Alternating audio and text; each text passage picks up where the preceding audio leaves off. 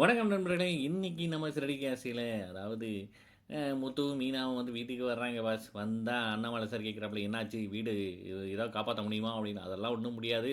நானும் ஃபினான்சியர எவ்வளவோ புடிச்சு பேசலான்னு பார்த்தா, அவன் பிடி குடுக்காமலே என்னைய வந்து ஒதுக்கி விட்டான். அதனால முடியாதுப்பா" அப்படின்ட்டாப்புல.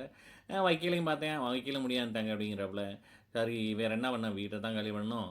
அவைங்கலாம் வந்து இது பண்றதுக்குள்ள நம்மளே பேசாம போயிடுவோம் அப்படிங்கிறாப்புல. யாரு? நம்ம முத்து. அப்ப அண்ணாமலை சார் நான் உன் கூட வந்துடுறேன் அப்படின்ட்டு நம்ம மீனா கூட போறேன்றாப்புல. ஸ்ருதி வந்து விஜயாண்டிய வந்து கூப்பிட்டுக்கிறேன்ட்டாங்க. ஏன்னா, அவங்களுக்கு தான் மண்ட கர்வம்ல. மீனா கூட போமாட்டாங்க. மனோஜ் வந்து அ எல்லாரும் வந்து சொல்லிர்றாங்க, "நீ போய் ஷோரூம்ல படுத்துக்கோ" அப்படின்ட்டு. அடுத்த நாள் காலையில எல்லா பேருமே கிளம்புறாப்புல. நம்ம அண்ணாமலை சார் வந்து படையப்பா படத்தில சிவாஜி பண்ண மாரி வீட்ட வெறிச்சோடி பார்த்து, மறுபடியும் பார்த்துட்டு அப்படியே மேல போய் கார்ல ஏறிக்கிறாரு சோகமா. முத்துவோட கார்ல. இங்கிட்டு ரவியோட கார்ல வந்து நம்ம விஜயாண்டி வந்து ஏறிக்கிறாங்க.